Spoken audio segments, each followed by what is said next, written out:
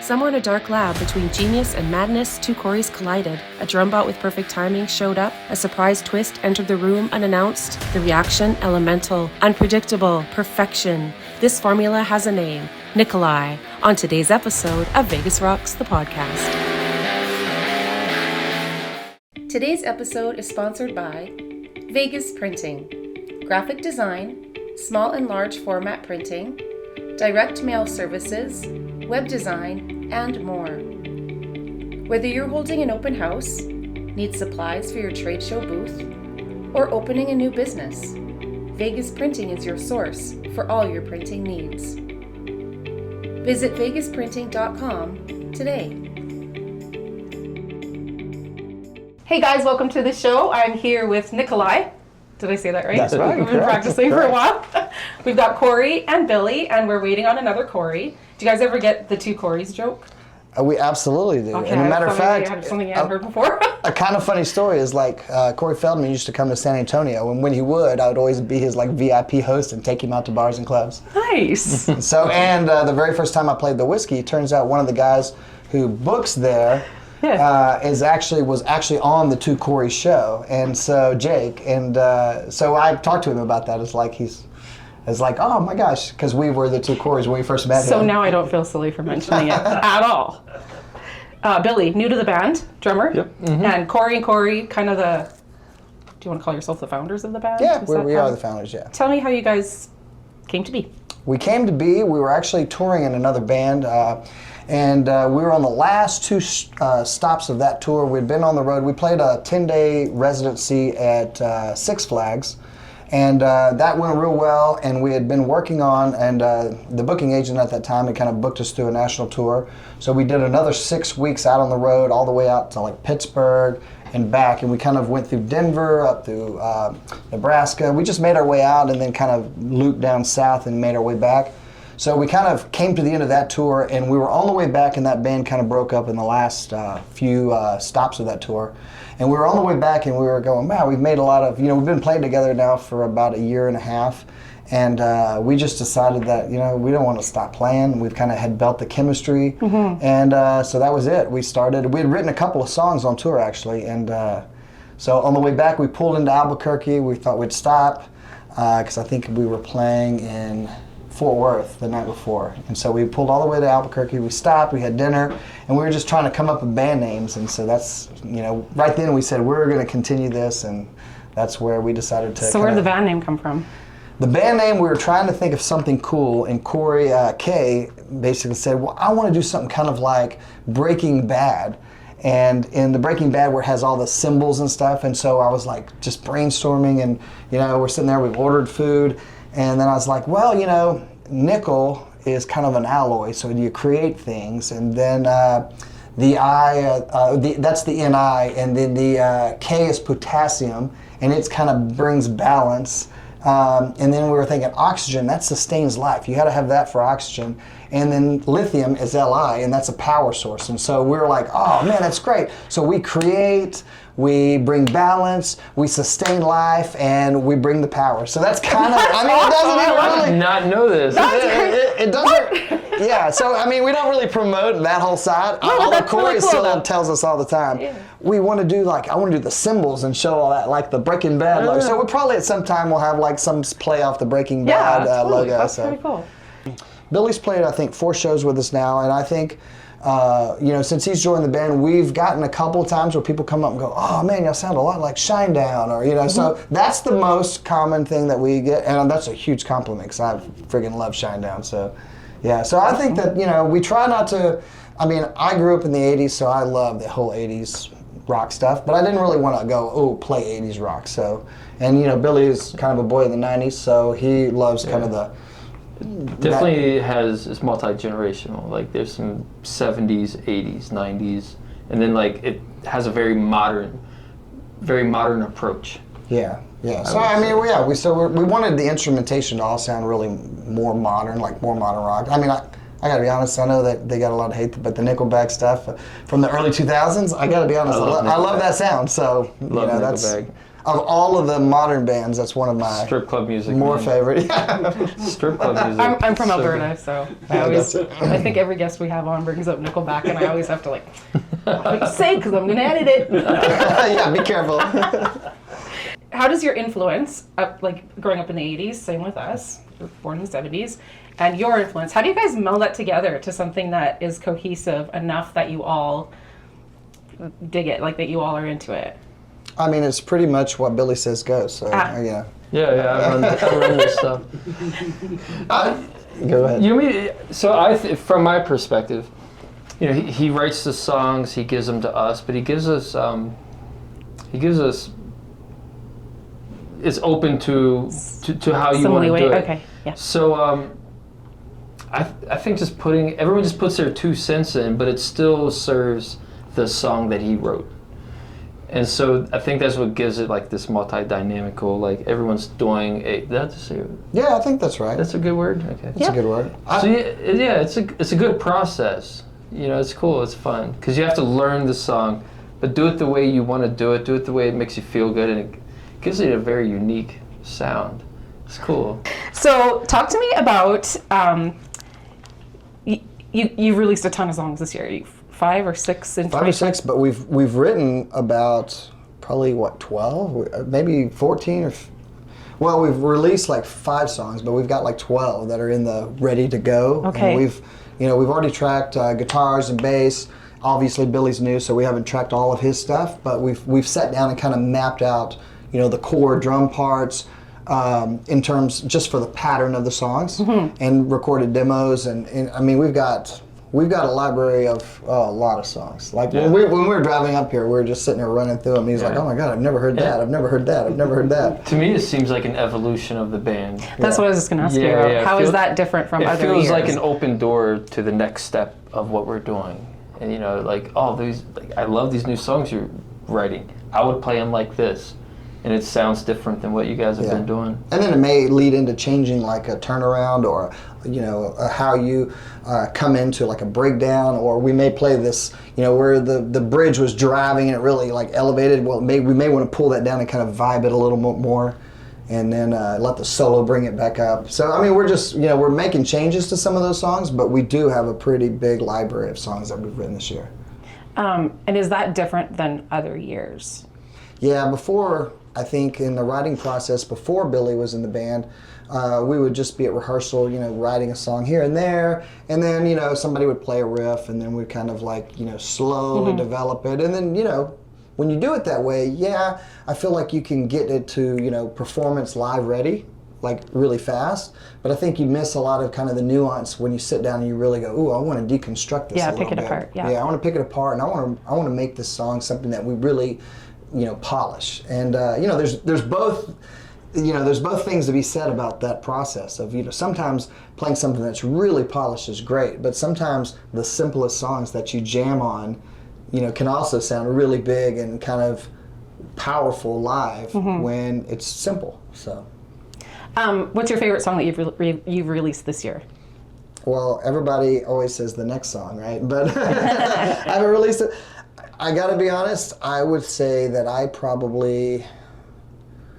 think It's a War is probably the favorite one for me. Because I wrote that for a very specific thing that I was kind of going through, and so the lyric side of it, and obviously everybody had to kind of a part in the music, but for the lyric side of it, I feel like that was kind of really addressing some, maybe some internal struggles that I was having. I just moved back. Obviously, when I originally wrote those lyrics, I just moved back from Vegas to San Antonio, and I was kind of going, did I make the right decision? Right. And I was missing Vegas a little bit, and there were a couple things that had popped up, and our move, and so I feel like that's a song that just, it means a lot. And the irony of that is I listen back to it now and go, oh my gosh, there's so many things that I would change on it, and I think that's always true with music, that there's always things that you would change. Yeah. So that's just because your mindset's different now, though, right? You weren't in the same place as you were when you wrote it. Yeah. But I liked the ballad, Come a Little Closer. Loved it. But then you came up with OCD. Is that OCD is that's my favorite one song. so far. Yeah, I think Cory will probably say that too, because when I sent him the lyrics to that song, he's like, "Oh my gosh!" And originally we were going to call it Head Talk, And but we got some feedback that says, I mean, it clearly says head talk in the chorus, but everything in the song really describes like the OCD concept, like somebody who's being OCD For and sure. kind of, just has compulsive type of behavior. Yep. So I'm relating.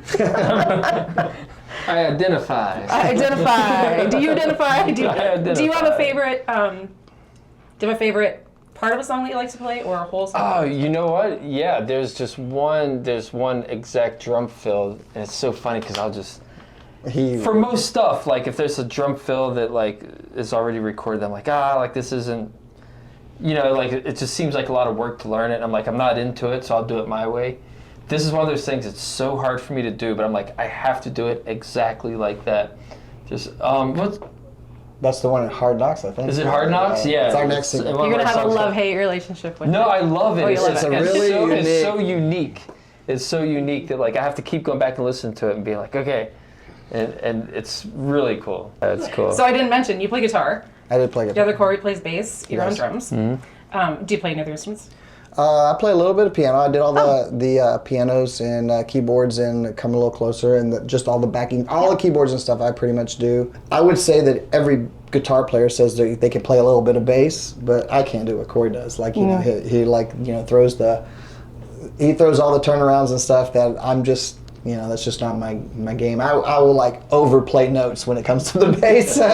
And I started off as a drummer. So back through high school and college, I got to a point where I feel like I was a decent drummer, and it was just I chose finance in college, and I was like a business major. And when I got married, it was like I married a businessman, not a drummer, not a musician. So I kind of just quit music altogether until about 2008, 9, and then I guess 2011. I'd always knew like 4 chords on the guitar, but you go and actually play a gig and get asked to come up and play a song, and it's pretty embarrassing. I will say, like I've witnessed his growth as a musician. Just he gets better every year because he's putting in the work. So you're new to the band, but you're not new to Cory. Right. We've actually toured in the Yeah. past bands. So. Tell me your past. Tell me who you played with and I what brought you moved here. to Vegas like 16 years ago. And, it was kind of a struggle at first, but got an opportunity to do a little tour with like an outlaw country band. Okay. And I did that, and, I was posting about it. And then when I got back, it was like, oh, people want to hire me. And I joined a band that we got pretty successful. We played all around town and made it full time. Like we were, it was a career at that point. You were working. That's And good. then I got another call to do, to work with a company called the Drum Bots, which is like a very corporate drum ensemble. So we did like all the Golden Knight games and all of that. So if you ever like watch the Golden Knight games with the guys with the drums, so I was one of the original members for that. Cool. So we did a lot of that. I mean, there were times I had like 7 bands at one time, so I was just a workaholic. So we met. Oh, Matter of fact, for this tour, he flew in from the drum bots kind of thing, and like boom. We met at the Westgate gig. That's right. That was my very first gig in Las Vegas. We'll skip that story. Yeah. That was actually a PBR private party gig, but it was in Elvis's suite. It was rated R. And so his band, rated R. It was rated his R. band played like the full like party gig, and then in between sets they needed like a 35-minute acoustic gig for 3 sets. So they would play, and then I would get up there and do like acoustic kind of sing along. We shared a hotel. We shared a hotel like room. a green room was our green hotel room. Was a hotel room, like a suite on like the top floor. So it got really wild. Cool. It got wild. It sounds very Vegas. It got wild. As a matter of fact, our stage was over where Elvis's bed was, his bedroom. like that, yeah. And on both sides, they had like go-go dancers and pole dancers like on the stage, and there was just like crazy, like. Yes, For a first gig, that's pretty lots cool. of girls there. I remember. We can't say anymore because we do have a 10-year non-disclosure agreement. It's fun. You signed some It was my forms. very first gig too in Vegas, and I was like, whoa. That was all clean cut, short hair with like, whoa. So yeah, I was just doing that like for pretty much the whole 15 years I lived here, just bands and a lot of corporate stuff, and then just kind of got bored, moved to Austin, And like he was the first person I hit up, like, hey man, I'm out of Vegas. I'm in Aussie. He's like, my drummer just quit. Gotta. So like. How long ago was that? Just recently? That was beginning of April. Oh wow. Okay. Yeah, that was beginning of April. Yeah, and our drummer April. quit. We were actually on a little. We had already booked all these things, and you know, I mean, didn't quit, but it was just kind of like I think things just got real chaotic for everybody. You know, so when he moved, you know, Cory and I were still rehearsing a lot, and his schedule got kind of busy and. I had a really good friend of mine in high school that he was an amazing guitar player, and he used to just play like set up in the gym and you know in between classes and sometimes cut classes, obviously like we all did, I guess. And he used to just play, and I was just mesmerized. And then it made me pick up a guitar, start learning, and I did. I wasn't really good, but I played, and I got into an Eagles tribute band, and our bass player quit. The same, like a week before, and I learned all the songs on bass. I never looked back. Wow. Yeah. So- Bass was so much easier for me, and I actually like it a lot better. I mean, I love guitar, but I would never go back to guitar. And I always caught myself like, always like, every time I listen to a song, I always like listen bass. I've always, even before playing bass, I was always fascinated by the bass. So funny, like I love bass. I wish I could play bass. Like I can play guitar a little bit. And every time I pick up a bass, I'm like, I wish I could play this instrument. Yeah, I wouldn't even know how to hold it. It's so, yeah, I mean, it's just the bigger strings and like just the technique behind it is so. And it just comes. I think it just comes natural. Yeah, well, a lot of people. Some people. Like, it's hard for. A lot I mean, it was of very people. natural Yeah, for me, but people think it's easy. I mean, I can sit down and play acoustic, you know, anything. But His favorite guitar riff is dan it nat nat nat nat nat nat dan it nat nat nat nat. Oh, boy. Can we forget about? He was actually asked to be the bass player in that band. Yeah. Oh, that's right. And then right after that, right. they came out with that song when he declined. So I knew a funny story. I don't know if you guys want to put this on, but yeah, I knew all the lit guys before they were lit. Yeah. They were known as Razzle, and I worked with Alan. He's not around anymore. The drummer. I worked with him at Sam Goody's in a record store, and we used to just have the greatest time. And his bandmates used to come in and try to get the band like, hey, let's get a band going. They ended up doing Razzle, played the Hollywood circuit for a while, and then they became lit. And I was like, I could have been in that band. So that's why I said that. Yeah. So Every once in a while, sound check, I play that riff. I'm super happy that they made it. I think it's awesome that they made Can y'all it. play the whole song? Yeah. Huge hit, you know, so. So who are you most influenced by? Doug Penn at King's X. Yeah, he's my favorite bass player. Yeah, King's X. I love King's X. How about you guys? I mean, I have all kinds of them. I listen to all kinds of music, but yeah, King's X. I was just listening to King's X playlist on the way down here, actually. Yeah. What about you? Oh man, just so many. There's so many. Yeah, there's a lot. Josh Freese was one of my favorite drummers for a long time. There's a lot And for he me. got an opportunity to work with Foo Fighters. Then people knew who Josh Freese was. Tim Alexander, like James Gatson, Jeff Porcaro. There's a lot of people that, and it's funny because like I grew up on hip hop, so I just like I really like just like hip hop style drums. But I like playing rock and roll, so like there's also like hip hop producers that I'm like, I really like what that guy does with a drum machine. You know, so like a lot of drummers don't have like a favorite drum machine. I've got like favorite drum machines along with my favorite drummers. But yeah, I pull from a lot. I don't have a favorite.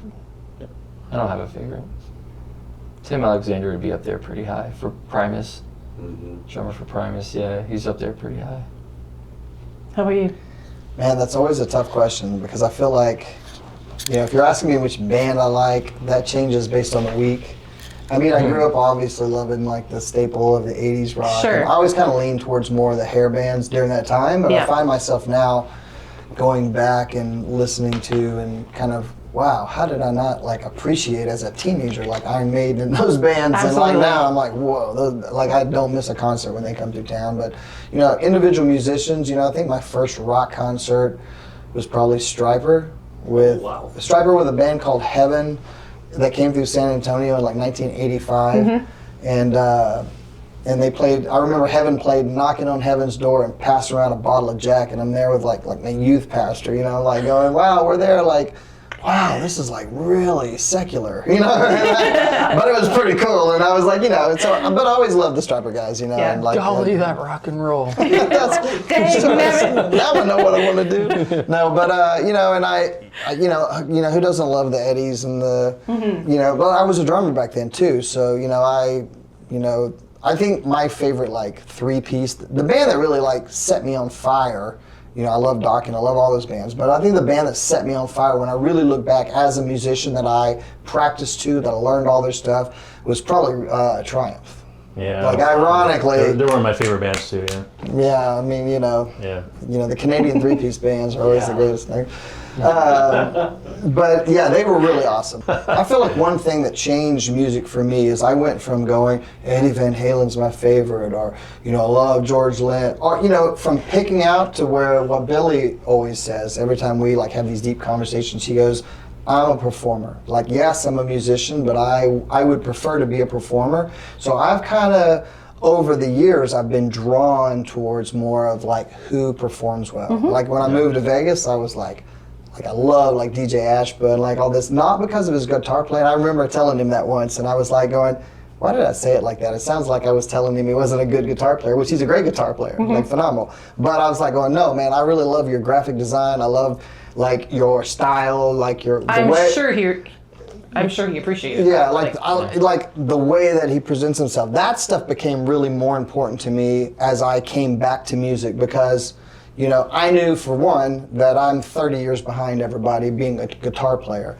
But two, like the show is what it's about. Like it's about the show. Like how do you sound live? How do you perform? And people that leave coming to your show, are they going to go, wow, that was a good band? Or are they going to go, oh, that was a good band? You know, like you want them to go, wow. Like, you see another band every Saturday and you don't stand. That's a big cool thing about this band is he puts a lot of time and effort into the production. So like the lighting show that we have with every song, you know, the lasers, the fog machines and all that. So it's like a production. It's not just a band going out like, hey, here's our songs.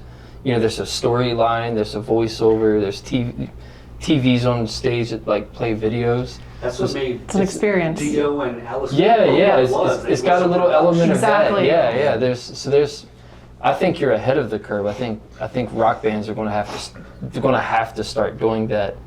Yeah. You know, so that you can't just show up like with your instrument and play and hope people like it. Like for sure. You got to have like a show now. Yeah, our very first show that Billy played with us, as a matter of fact, you know, we had somebody come up to us after us, goes, dude, we got to get you on the theater circuit because of the show and the video. I mean, we got like full videos that go with the songs, and you know, everything's syncopated to the drums, and you know, all the lights and lasers, they all trigger based on guitar solos or parts in the songs. And you know, we don't have fog programs, so sometimes I'm walking over there stepping on the fog machine. But I have all the fog jets and stuff. It's just a matter of going, where am I going to find the time? It's like every weekend, all I do is I wake up and that's all I do is program lights. And it's a lot when you're doing it all by yourself. It's a lot. And I think bands really have to work harder now. Like extra, a lot harder now. Like Billy's saying, like with the production and you know, videos, and just be different. Like everybody's trying to be different, and you know, the music's great. So a lot of these local bands are like really good, especially the Texas bands. They were like really good. You have to. I hate to say it this way, but you're giving your music away. People are just listening to music Pretty much for free, right? yeah. So, yeah, you have to come up with different ways to. I mean, I'm not. To answer your question, I don't want to be a rock star. I would love to like get one of our songs like in a movie or a TV show, something like that. I would feel like very accomplished if that happened. So, you know. I mean, I got to be honest. If the right musician or artist came along and said, "Dude, we really want to," I mean, yeah, that's different. I would completely like I said, you have to get lucky. Like I would even pull it offline because I think that the passion is in creating and sharing, right? So that's important. I mean, I love writing songs and getting them out there. I love people listening to them, and you know, I love it. Like any kind of feedback is great, because the whole effort, like going into writing a song and recording it, you know, and getting the right members to play it and stuff. It's tough. It's not easy. It's a lot harder now than it was like, say, like you said, like the '80s. You know, the rock scene. You know. Yeah, it's exciting when you see somebody doing well that you know, that we knew a couple of years ago, and he's okay, like this person's Like I remember when they weren't in a band, and this is like, Yeah. like they've started something, and now they're like on a tour, and you see them overseas, Yeah. and posting, and you know that's kind of like the Velvet Change. You know, those guys, Right. you see them posting like they're in Chile tonight, they're like, or you know, Dominican. And that just they're- happened like within the span of 4 years, Yeah. which is probably a long time for a musician, but for us it just seemed like they were just, some people are just taking off, and it's really nice to see that. So that's And kind there's of a what lot. we- I feel like there's quite a. Well, I say quite a few, but there's several bands out of San Antonio that are kind of doing that now Yeah. too, and so that's it's just cool when when like you've played with those guys in the past, or they were in, they've filled in your band in the past, and all of a sudden now they're doing, they're featured on Octane and Yeah. like traveling and doing like all these big shows with actually bands that you like, and so it's pretty Yeah, cool. that is pretty cool. We've got a song called Shadow Band, which ironically Shadow Band's interesting because that song has been written for 4 different bands, and everybody that would touch that song would just kind of shred it. And then we rehearsed it, and then we played it out, and then we pulled it back, and then we were in a band, Cory and I were in a very short time band that was here in Vegas, and so I kind of gave the song to the band, and then it kind of got taken and completely redone with not even the original lyrics, but the same kind of music. And then we brought it into Nikoli, and then we basically played. We think we played it out once or twice, and then it just wasn't vibing. And we felt like it was a good song, but it just didn't have. It's missing something. It never had that drive, that like kick. It's missing like a good job. And it never had it in any of the versions. The what? Oh, it's honestly, like Shadow Bands, I think it's one of our best songs now. Yeah, it is. It's a great song. That's an example of going, don't give up Yeah. on a song, because if you've got an idea that you can hear it in your head, Cory and I always heard that song too, and now with Billy playing the drums on it, it just takes it to a different level. But we really spent a little bit of time and just came up with a different melody to the choruses. And now all the words that we originally wrote, it fits it perfect. And it's got like a Linkin Park rap breakdown right in the middle of the song. And it's just unique, but the song drives. We changed our tunings for it. We're playing in drop C. And it's just, we don't do that a lot, but Hard Knocks, our 2 newest songs, are all in drop C tunings, and so it's just a lot heavier. I think those 2 songs are kind of more defining what our sound is. Yeah, I think so too. Yeah. Because I think we've, look, I'm not afraid to write a pop rock song. Like, that makes money. So, and not that we've made money off of any, but I don't have a problem with that at all. But I feel like it's just got to have a good hook, a good melody.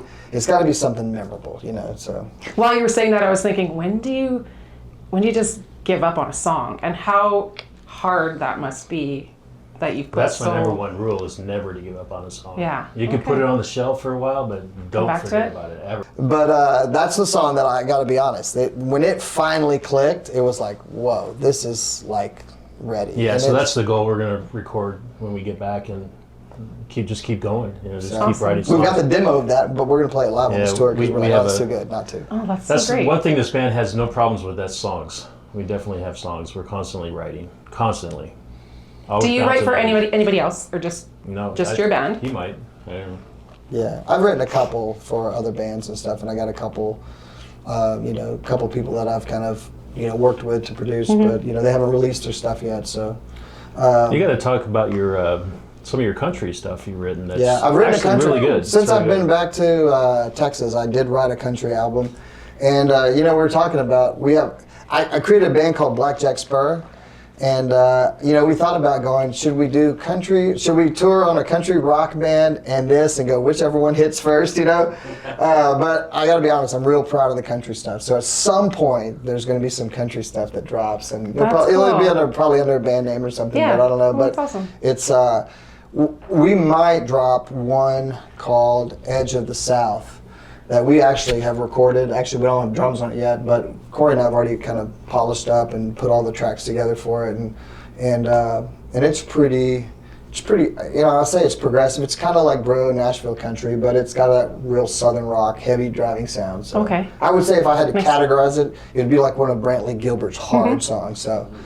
So there's definitely an interest there. Like, I love that stuff because I grew up in Texas. Yeah. And, you know, it's me exploring something that I've never explored in music because I've never really done country. But now that I've moved back to Texas, I was like, wow, this is kind of cool. I kind of feel like that's a direction that part of Vegas is going in too. Like that there's a couple new country venues and yeah, so there's a few bands that have switched gears that way to get those gigs. Good for them. I don't know if any that are doing any originals yet. But well, let's be like Shinedown has had Jelly Roll come up and play with them. Yes. Brantley Gilbert went on tour with Nickelback, and they've done songs together. I mean, so it's like it is kind of an evolution that, you know, I will always say that current modern bro country rock. I don't know what you even call it. I call it bro country because I heard that said once, and I'm like, that kind of makes sense. That kind of fits, yeah. But that stuff is. Like, it's just 80s rock with a twang. Like, so it's kind of, it's an evolutionary, like, you know, step for getting country to where it rocks instead of it's twangy. But I kind of like it all, you know, so and Billy is eclectic, and I mean, you're eclectic too, CK. Yeah, I've never been in the country music, but some of the stuff I've heard in Texas, you know, especially stuff he's written, it has like they're going like for a rock type of vibe with the country twang to it. It's interesting. I love stuff that's different. I love that. Do you have any side projects? No, I've never. No. You had enough on your plate. No, I used to. A while back, I played in like 3 bands, and Yeah. I'm like, I'm not doing this again. This is crazy. You know, 2 bands end up on the same night, and it's like, I can't do it anymore.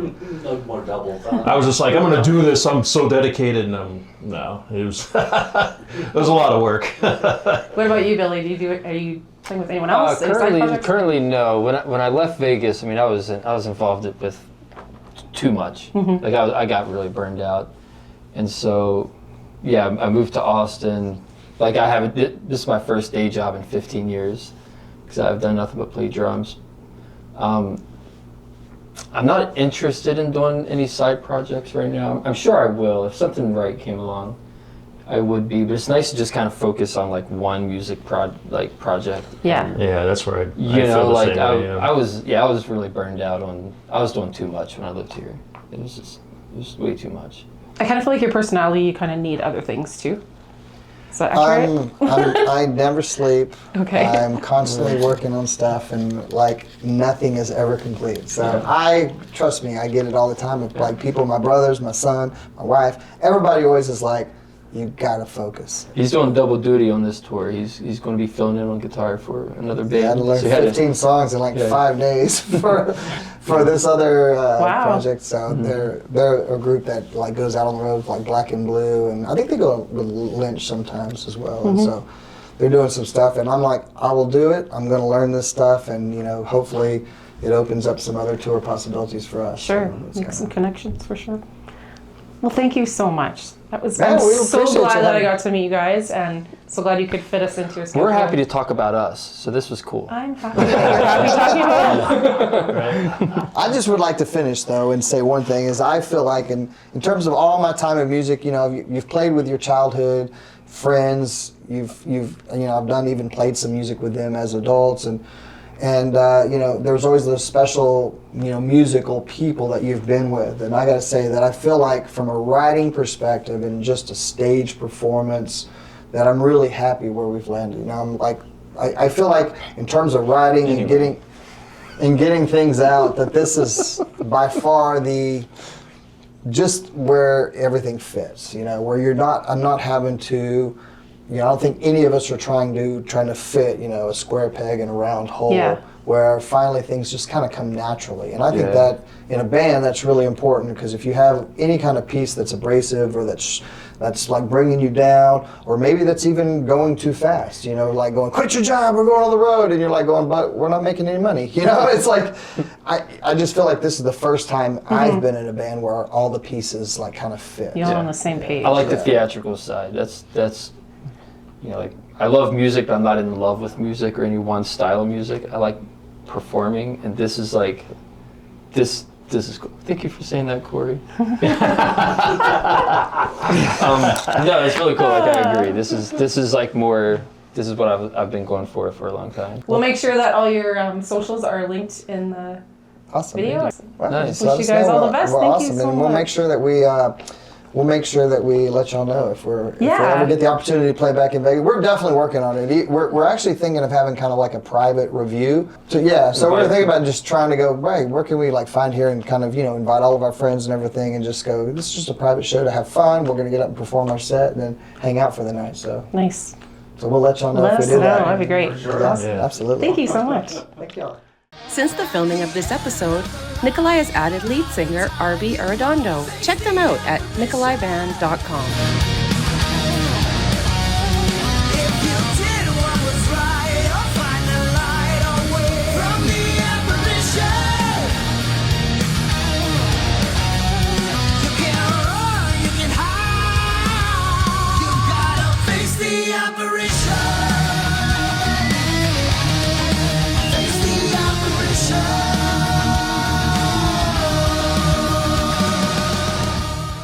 Vegas Rocks the podcast is hosted by Adam and Sherry Martin Del Campo. This has been a Total Design Studios LLC production.